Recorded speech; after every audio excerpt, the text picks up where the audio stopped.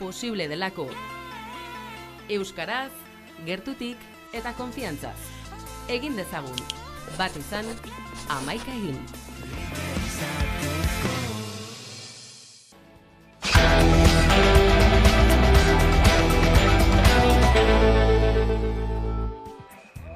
Greba egun bateratua dute gaur Gasteizko Mercedes-Benzen. Langile batzordea zatituta dago, baina gaur lanuzte egiteko deialdi bateratua egin dute. Eta aurreko bietan bezala sekulako arrakasta izan du. Sindikatuen arabera langileen 85% ez da lanera joan. Goizean goizetik piketeak egin dituzte lantegiaren sarreran, baina ez da istilurik izan. Atzo ere egin zituzten lanuzteak, elak, labek eta ezekak dituta, baina azkenean gainontzeko sindikatuak ere babestu zuten, eta ekoizpena geratzea lortu zuten.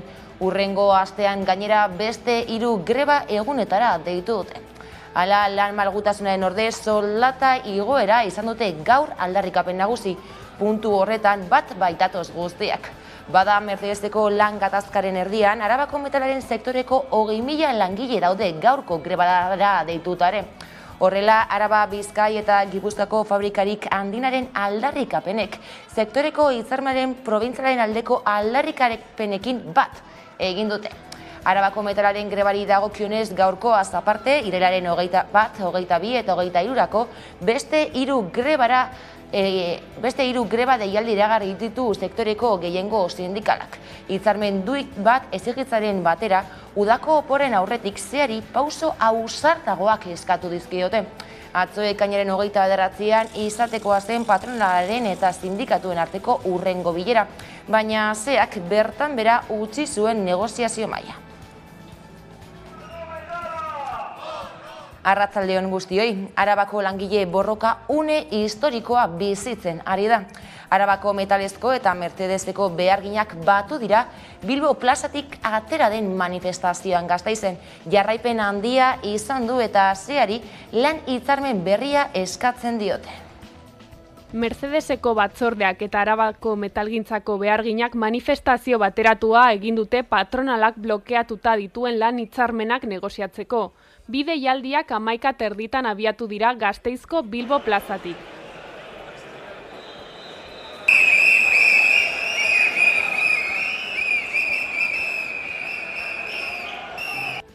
Atzo ere Mercedeseko hainbat sindikatuk greba egin zuten eta jarraipen oso zabala izan dutela aitortu dute. Helburua esan bezala lan hitzarmen berria negoziatzea. Eta aipatu bezala inflexio puntu baten gaude, eta geroz eta jende gehiago animatzen ari da grebetara, izan ere 20 urte eramatzagu hitzarmenik gabe, eta jendea esnatzen ari da, jendeak badaki KPI-a lortzeko borrokatu behar dela, eta hitzarmen duin lortzeko borrokatu behar dela. Eta gainera Bizkaian ere hasi dira, beraz, uste dugu horrekin guztiarekin indarrak edukiko ditugula zeari izateko, uztaiak 8an daukagu datorren bilera, mugitu behar dela, bai ala bai. Pozik gaude, ekoizpena berriro gelditu dugulako, eta langileok enpresari izan diogulako nahikoa dela eta benetan negoziatu behar da eta ez orain arte egin duena inposaketa bat egin ez ere negoziatu gabe. Hitzarmenaren gaineko negoziazioan dagoen blokeoagatik deitu dute greba sindikatuek. Salatu dutenez, malgutasuna handitzeaz gain, zuzendaritzaren asmoa da soldata murrizketak ezartzea hitzarmen berrian. Arratsaldean berriro bilduko dira Mercedeseko sindikatuak probintzia plazan, 6:30.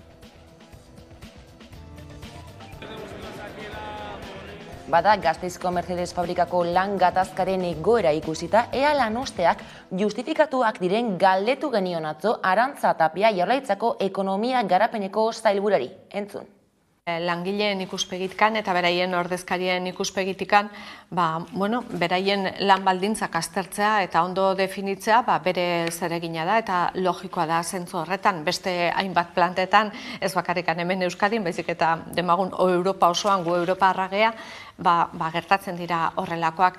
Enpresa berri bat esaten genuen kasik planta berri bat sortu behar deala eta beharrak ere desberdinak izango dira, bai lanpostuen aldetik, bai formakuntzaren ikuspegitikan, eta malgutasun hori beste planta batzuetan ere eskatzen da. Beraz, nik uste lortu behar dena da, bai enpresaren ikuspegitikan, bai langileen ikuspegitikan, bakoitzak bere interesak defendatuz, gauzatu dadila inbertsio hau eta gauzatu dadila proiektu berri hau.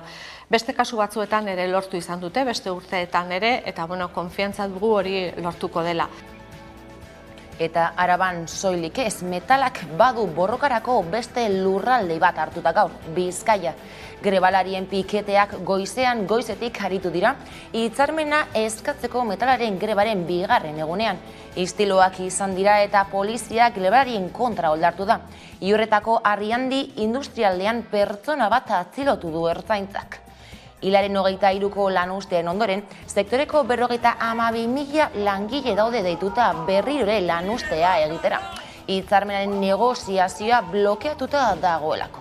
Greba dela eta 2 manifestazio deitu dira, bata Sestaotik Santurtzira, eta bestea Iurretatik Durangora.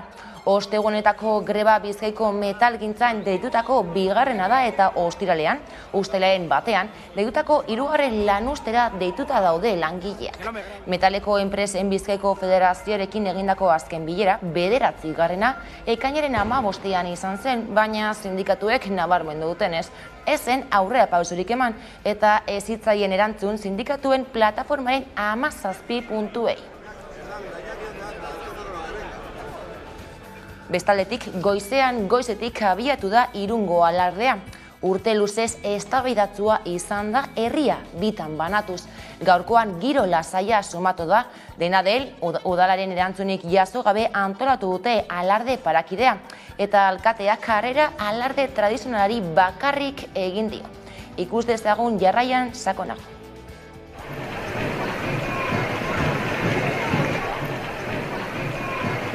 Gaur ekainak 30 Irunen samartzialak ospatzen ari dira eta horrekin batera alardaren desfilea.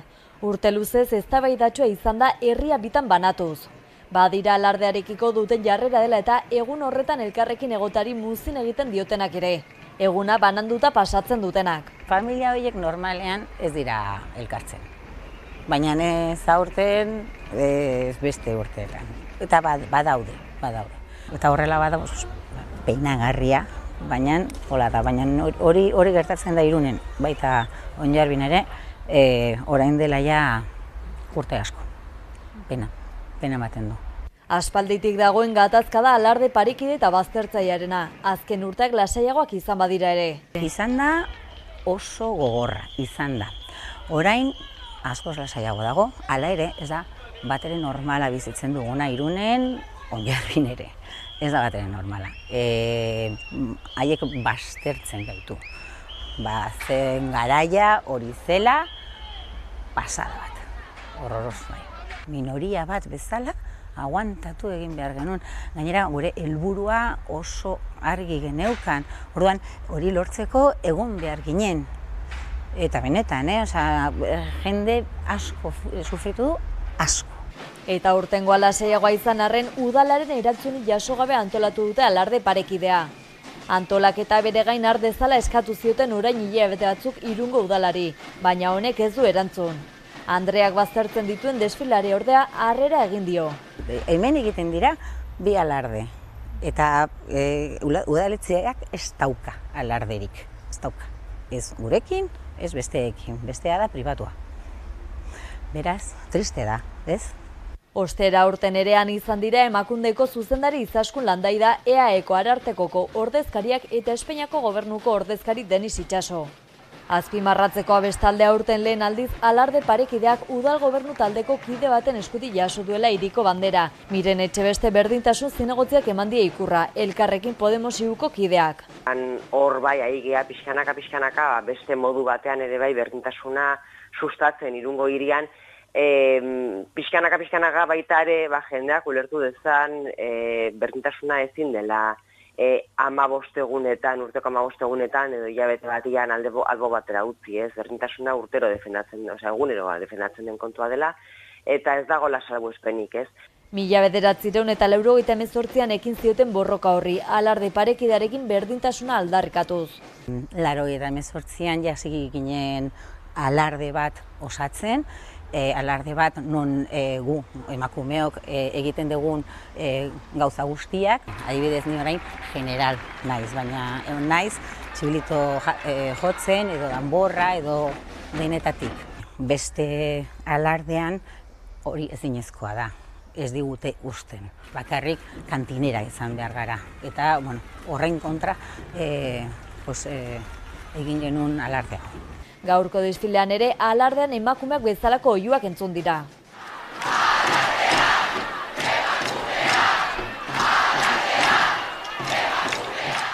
Euren helburua ez da ordea alarde parekidea ere onartua izan dadin lortzea, alarde bat eta bakarra, eta parekidea izan dadin lortza baizik. Baina hori lortzeko udalak zerbait egin behar du, paso bat eman behar du. Momentuz oso gertu ez dut ikusten, baina ari dira gauzak aldatzen, ari dira. Euria izan da nagusi gaurko alardean, dena den alarde parekideak harro egin du bere bidea, txalo eta aldeko oihu artean. Esan bezala, Irunen San Martzialako ospatzen ari dira, eta horrekin batera alardearen desfilea. Bi urte zeramaten herriko jairik gabe, beraz ikus dezagun jarraian, pandemiaren ostean herritarrek nolako ongioterria egin dioten. Uda Ziberritan jaiak protagonista ditugu Euskal Herrian. Esaterako Irunen San Martzialak ospatzen ari dira, eta gaurko egunik handiena bertan, alardearen desfilarekin.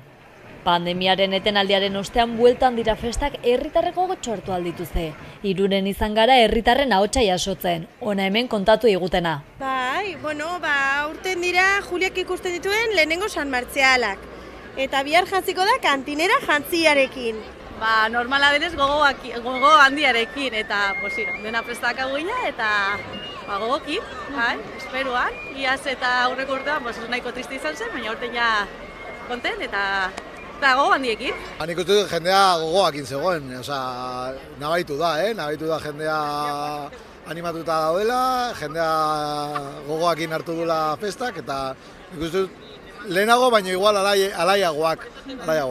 Ekainaren 30 honetan alardea da nagusi. Zer nolako egitaraua dute herritarrek? Goizkeiki, txikiak usten hauen, porque gainera beranetza da aurreneko urtea baita ere. Eta hori alarde ikusi, gero mendira igo, ez duen hori handirik askorik egiten. Bazkaldu familiakin eta arratsaldean berriro alarde ikustera. Alardea ikusi, zaldilekin egon, eta familiarekin ospatu, bazkari baten. Azken urteak nahiko tentsiorekin bizi izan dituzte, pixkanaka baretzen doa berdintasunerako bidean.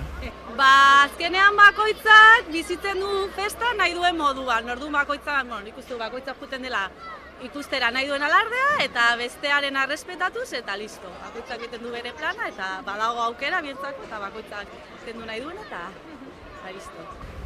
Nik uste azken aldian ja lasaiagoa dagoela, asuntoa, baina oraindik gatazka hori hortxe dago eta ikusiko dugu aurrerantzean ze irten bide etortzen den.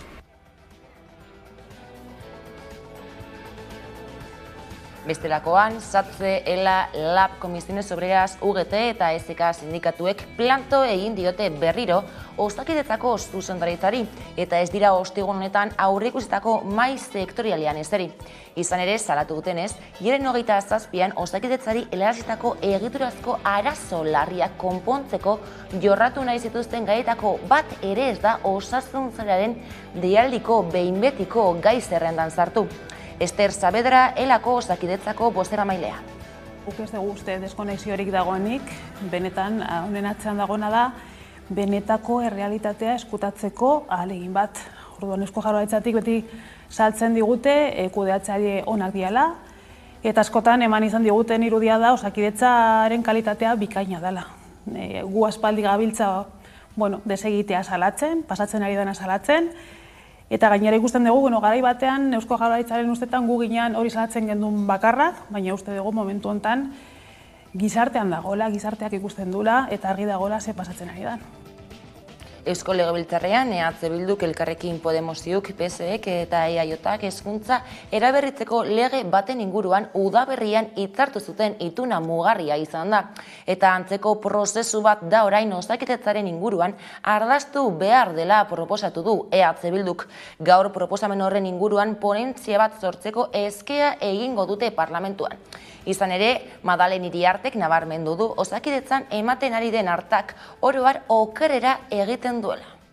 Eta zentzu honetan gogora ekarri nahi dut hezkuntza arloan gai izan garela, arazo nagusiak identifikatu eta konponbideak planteatzen dituen akordio estrategiko bat erdiesteko. Osasunari dagokionean ere akordio zabal bat lortzeko gai izan beharko genukeela uste dut. Astelehenean, Sagardui sailburuak esan zuen bere eskua luzaturik dagoela elkarrizketa bidez akordio batetara iristeko.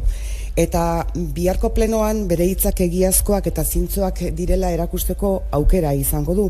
Euskal Herria Bilduk mozio bat aurkeztuko duelako elkarrizketaren bidez akordio batera iristeko. Hain justu ere, berak esandako hori egin ahal izateko. Eta jaiez, Iruñeko peinek datozen Sanferminetarako pankartak aurkeztu dituzte gaur goizean egindako prentzaurrekoan.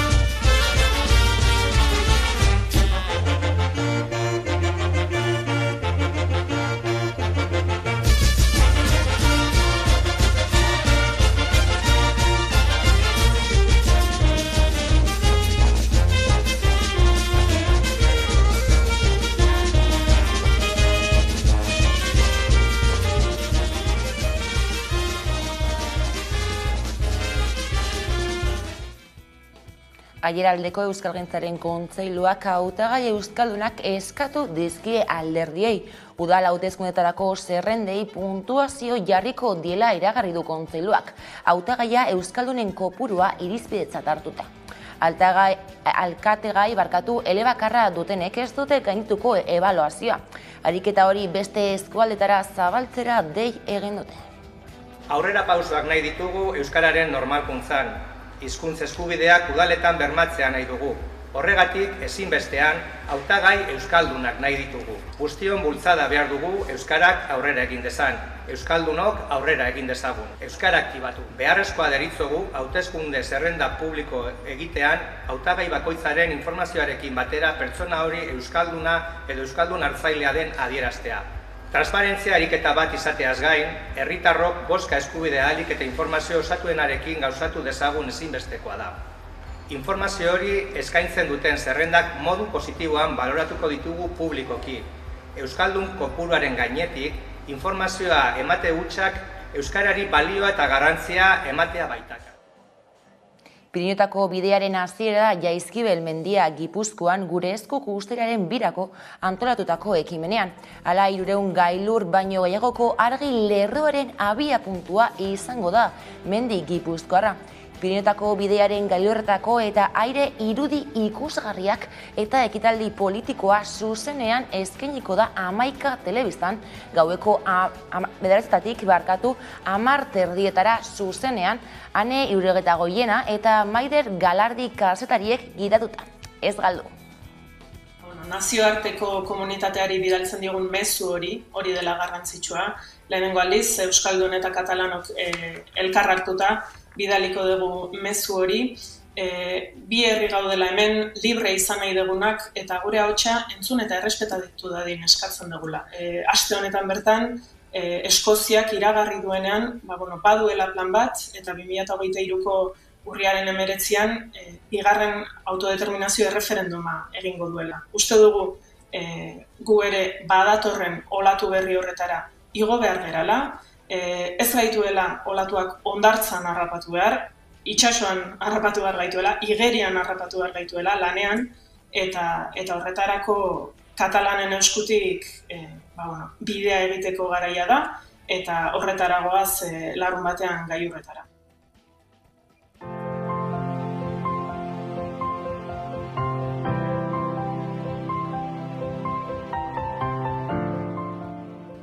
Bi herriok elkar hartuta, sarritan esaten da, Butariko bakoitza Pirineo guztiak argistatzera joango bagina akaso ezinezko izango litzatekeela edo oso zaila izango litzatekeela. Baina bi herrik elkar hartuta gai izango gara hori irudikatzeko barruraldera. Baina ez da hori, bakarrik.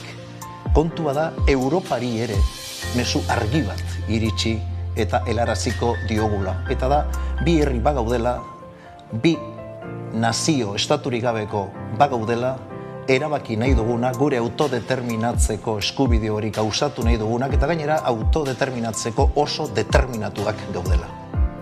Ze hain izango da ederra, hain izango da bi herrien artean, aurreneko ekimen bat elkarlanean egiten dana, bide batez, esan behar dut baita ere, elkarlan hori etorri dela geratzeko. Hau da, guk jarraituko dugula katalanekin eta badagoela gogo bat bai eurengandik eta bai guregandik, garatzen joateko oraindik ekimen gehiago. Beraz, hemendik nik egingo nukeen deia izango litzateke etzazue galdu ustailaren 2ko ekimena gure esku kantolatuta, baina ez gure esku bakarrik beste hainbat eragileekin batera eta bi herrien arteko ekimen honetan parte hartzea garrantzitsua izateaz aparte bihotzean gordeko duzuen ekimena izango da. EH Bilduk eta Espainiako gobernuak Lakumbre jauregia eta Ezkaba memoria gune izatea adostu dute. Bada Lakumbre memoria gune bihurtzeko erabakiak jaso du Laza eta Zabalaren zeniden babesa. Bada Ibon Beñika gizarte integratzaileak gaiari heldu dio.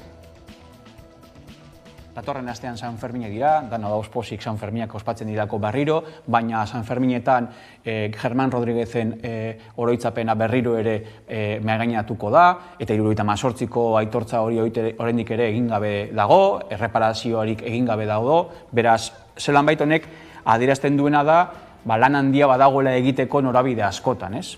Pausu bat bai, errealidadeak baita ere apurtxu eta astinditzen dituela, baina gauza asko daudela egiteko plano ezberdinan. Instituzionaletetik abiatuta ere, aitortza instituzionalik gabe gauza asko egin daitezke, baina hor erantzun gizun handi bat dago alderdi politikoen partetik.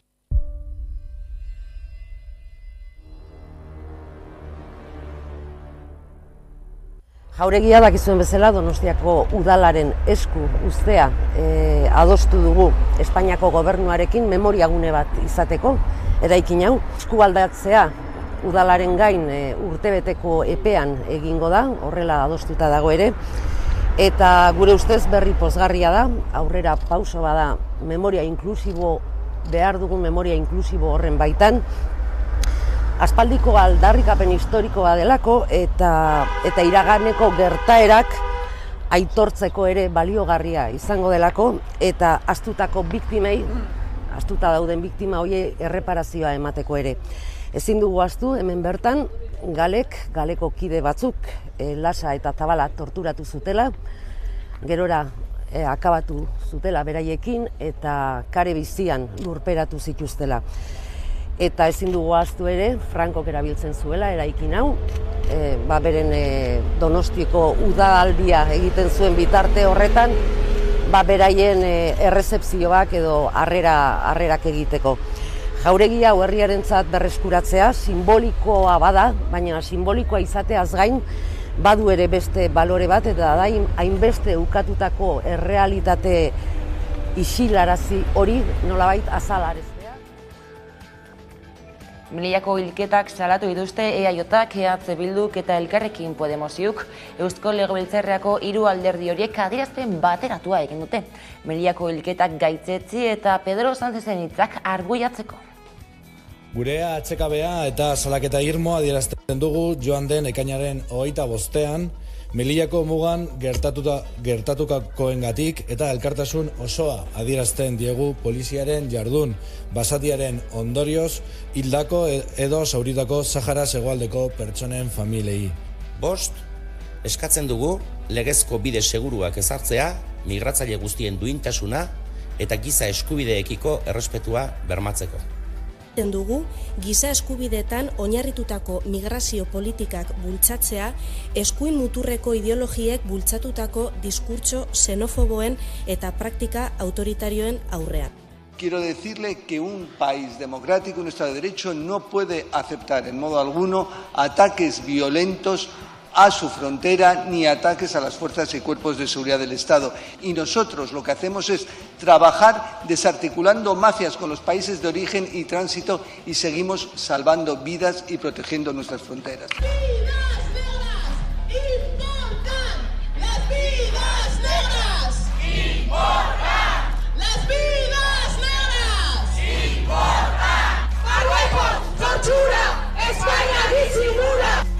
Y reivindiqué el extraordinario trabajo que están haciendo las fuerzas y cuerpos de seguridad del Estado en nuestro país. Algunas de ellas, personas, guardias civiles, fueron heridas como consecuencia de este asalto violento y organizado por parte de mafias que trafican con seres humanos.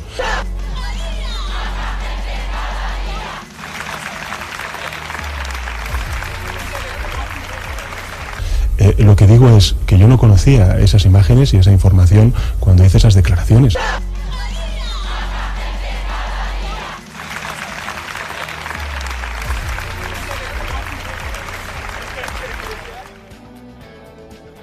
Nazioartean ere, Errusia NATO Ipar Atletikoko itunaren erakundearen bazkide estrategikoa zen 2010an, Mendebaldeko Aliantza Militarrak aurreko kontzeptu estrategikoa onartu zuenean. Bien arteko harremana ordea gaiztotuz joan da. Horren bestez datorren hamarkadan NATOren jarduna gidatuko duen bide horriaren arabera. Errusia bilakatu da aliatuen segurtasunerako mehatzerik zuzenena eta esanguratsuena. Nola nahi ere, aliantzak azpimarratu du ez duela konfrontaziorik nahi eta ez dela mehatzu bat Errusiarentzat. Bestalde, Ipar Atlantikoko itunaren erakundeak atzo onarutako kontzeptu estrategiko berriaren kontra egin dutzinak. Mendebaldeko Aliantza Militarrak datorren hamarkadarako adostutako bide horriak egozten dio aliatuen segurtasunari eta balioi desafio egitea. Eta hori irakurrita Pekinek irmo erantzun dio. Nabarmenduz aliantzak blokeen arteko konfrontazioa sustatzen duela, kontzeptu berri ideologikoki lerratuta dagoela eta gerra hotzaren garaikoa dirudiela. Nekane Gartziak gaiari heldu dio. Sánchezek daukan nahi duena, Biden eta beraren arteko argazki bat, eta, bueno, gero bebai Marokorekin relakzioak nola dauden, berak esango dudana ondo dagoela. Azkenean bera nahi duena da NATOn eta Europar mailan bere liderazgorra aurrera eramatea. Eta horretaz doa, berdin dio zer esan eta nola dagoen Espainia eta Marokon arteko gatazka. Berdin dio. Bai, bizitzak, bai. Eta kulturaren arloan Jorge Oteizaren alderik ezagunena da Amerikakoa 1938etik 58erakoa. Eta hain zuzen ere, sasoi hartan sorutakoak dira Donostiako Elesbarrutiko de Museoan jarritako 16 artelanak. Hala aurkeztu zituen behintzat, baina obra horiek ez direla Oteizarenak ondorioztatu du orain Oteiza Fundazioak. Oharbidez jakinarazi duenez, Oteiza Argentinan izeneko erakusketako obrak ez daude artistaren lan osoa biltzen duen katalogo arrazoituan, eta Oteiza Fundazioaren artxiboetan ere ez dago haiei buruzko erreferentzia dokumentalik, ez fotorik, ez irudirik ere. Eta horregatik ondorioa aurkeztutako piezak ez dira Oteizarenak. Eta besterik ez guraldetik, Koldo Otamendi musika zuzenean saioko aurkezlea, burutik taldearekin izan da asteon. Duela 6 urte sortu zen taldea, 15 segundu izeneko diska kaleratu dute orain gutxi. Eta lanaren nondik norakoen berri izateko zita dugu gaur gauez pantailaren aurrean. Eta horrekin utziko zaituztegu, gogoratu neoro aurkituko gaituzuela zuzenean ala nahieran hamaika.eus atarian. Onda izan.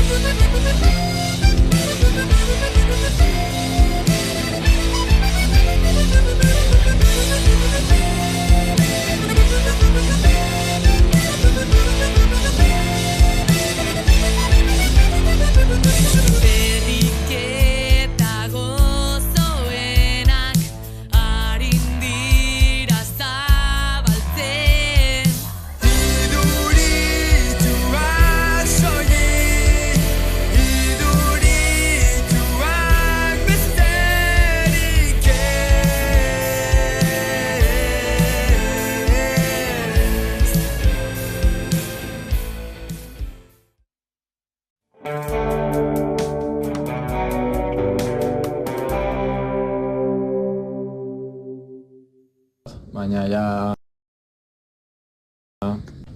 iristen denean momentu ofizial